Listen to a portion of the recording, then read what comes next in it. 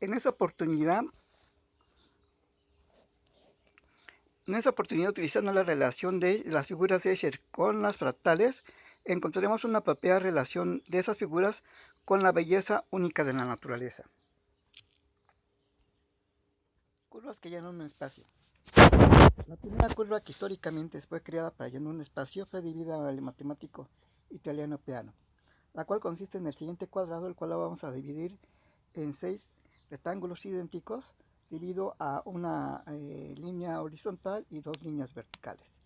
La curva de Peano cruzará la segmentación de esas divisiones en una curva cizallante, la cual consta de 9 segmentos, el cual es 1, 2, 3, 4, 5, 6, 7, 8 y 9. Comienza este segmento en A, termina en B. Algo interesante de esta figura es si llenamos la parte inferior de esta curva en un color y la parte superior la dejamos en blanco. Entonces lo tendríamos si tenemos un corte en el mismo cuadrado anterior que vimos, vamos a hacer una segmentación más pequeña. Y aquí vemos el recorrido de esa segmentación, cómo va cizallando la curva de Peano. De hecho, ese es el primer paso. Luego aquí nos volvemos a hacer otro paso de curva a Peano y así hasta llenar este cuadrado.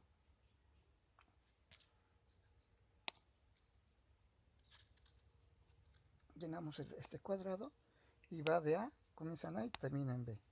Y entonces ese es el proceso número 2.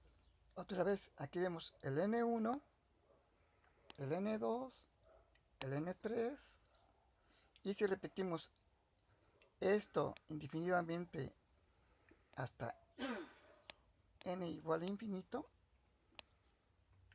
vemos que esta curva que comienza en E y acaba en B llenaría completamente ese espacio. Tenemos la primera curva que llena un espacio. Y aquí volvemos a mencionar lo que está abajo de la curva está en negro y lo que está abajo está en blanco. Comienza en A, termina en B, y con esta corte de esta línea imaginaria tendríamos un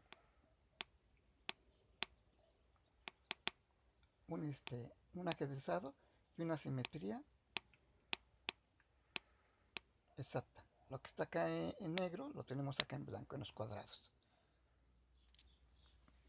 Aquí tenemos el proceso de N1, N2,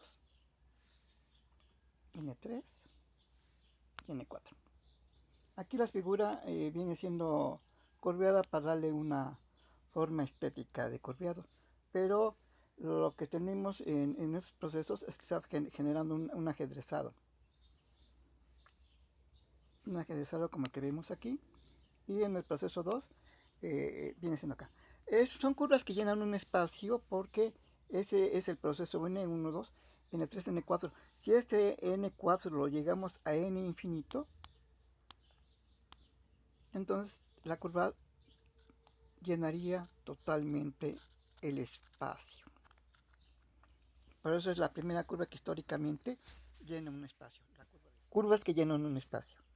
La segunda curva que llena un espacio es debida al matemático alemán David Hilbert, la cual consta en este primer proceso un cuadrado al cual vamos a dividir en cuatro rectángulos idénticos, y tomando los puntos intermedios los unimos con una línea que va de A a B. Es el proceso 2. Aquí parece una torre del ajedrez.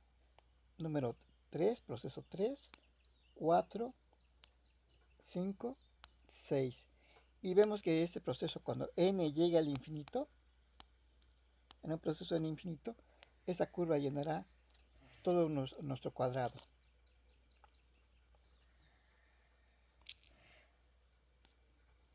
Aquí vemos el segundo proceso, como el anterior que habíamos visto de llenar en blanco, quedar en blanco lo que quede encima de la superficie de la curva, y de negro lo que quede debajo de la curva.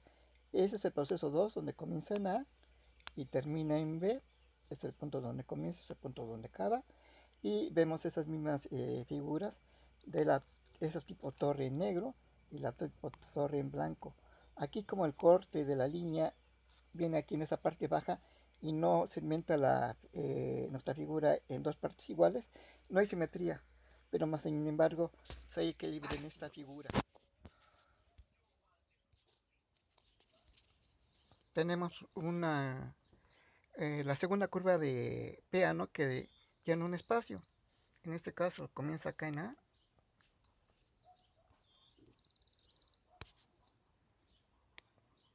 en ese punto es A, y termina acá en el punto de arriba que es el punto B.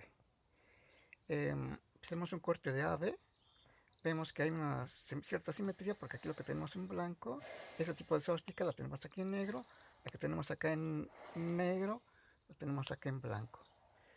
Y vemos la simetría entre esa simetría. Otra forma de ver la simetría sería esta forma. 1, 2, 3, 4, 5. Aquí hacemos una línea recta, que sea recta, no choca como la quise. Y en esta parte de acá le damos un giro de 180 grados. Y veremos que lo que tenemos al lado en blanco lo tenemos en negro con la simetría espejo requerida. Es otra forma de ver también la simetría de esa figura, que es la segunda curva de piano. Y surge la pregunta, ¿se podría hacer con las anteriores figuras de una curva de piano o una curva de Hilbert que llenan un espacio cuadrado? En ese caso, un espacio de 3 lados como un triángulo. Y aquí tenemos un ejemplo. Esa es la curva de Hilbert, la que parece torre de ajedrez, que está llenando en este caso un triángulo. El proceso comienza acá en el punto A, termina acá arriba en el punto B. Este es su zigzagueado. Y ese es el nivel n igual a 4. Ahora en el nivel n igual a 5 tenemos esta figura.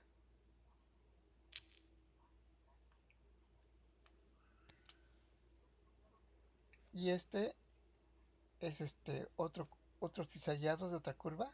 Realmente no sé a cuál pertenezca, pero vamos a ver otras diferentes curvas que surgen con ese mismo tipo de procesos. Bien, ese es un proceso, probablemente sea de la figura que parece en el cuadrado como suásticas. Y aquí es muy interesante esta figura porque esta puede estar en tres dimensiones. Una dimensión X, Y y Z.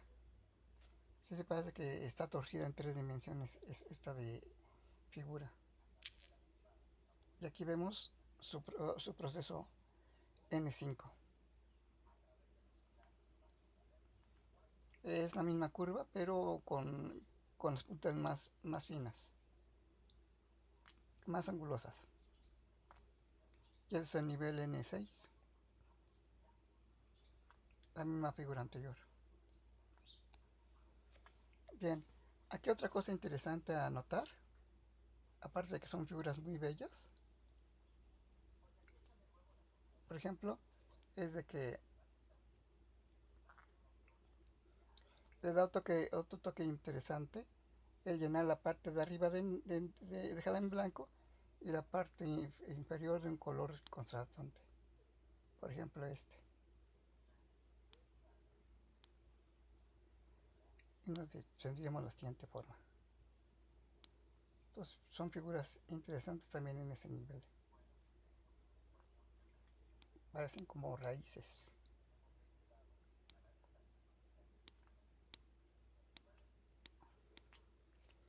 Bien.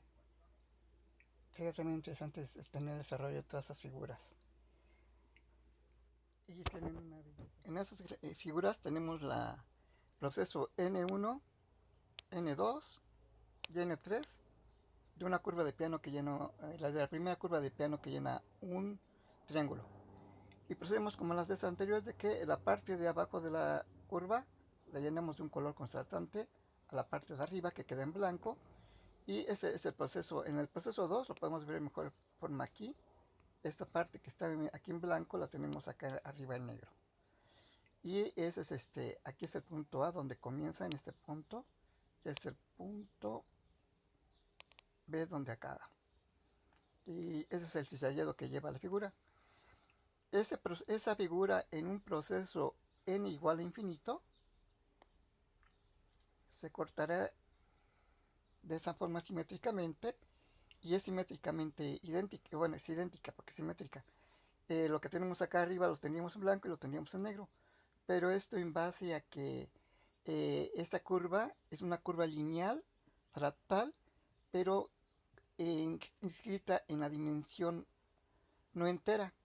Y para eso vamos a ver más adelante qué es fractal. Bien, ese es el proceso de recorrido de la curva de piano, la primera curva de piano que llena un triángulo. Y son 9 segmentos, recordemos. 1, 2, 3, 4, 5, 6, 7, 8, 9, comenzando en el punto A, terminando en el punto B. Y aquí tenemos el otro, eso es independientemente si la curva dentro de lo que está dentro del triángulo está curviada. Esto no cambia nada, siendo que esté dentro de la curva y tomando en cuenta que de esa parte esté llena y de esa otra parte, en ese punto tengamos un hueco.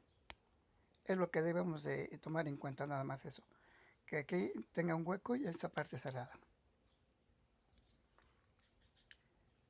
También otra cosa que debemos de tomar en cuenta es de que el proceso que comienza en A y en B, termina en B, sea de aproximadamente 9 partes, ya que si es de más de 9 partes, se ve demasiado mal la figura, se ve muy cementada.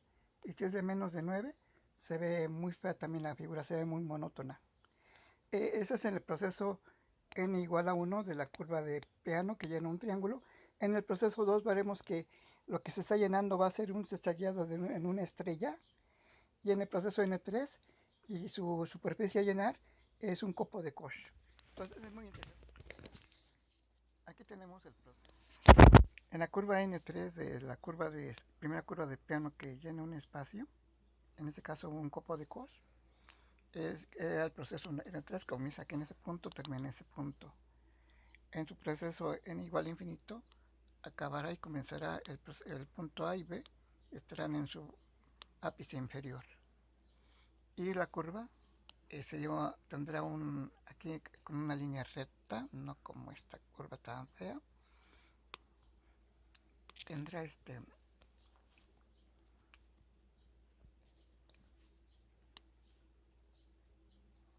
Tendrá su simetría tipo espejo. ¿Por qué? Idéntica. ¿Por qué? Porque entraría en los pequeños, es como si el plano tuviese pequeños poros, fuera un hoja de papel, tuviese pequeños poros donde se podría introducir al infinito las curvas, y en ese curviado, cizallado, nos daría esa simetría tipo espejo idéntica. O sea, estaríamos hablando ya no de una simetría, sino de una supersimetría.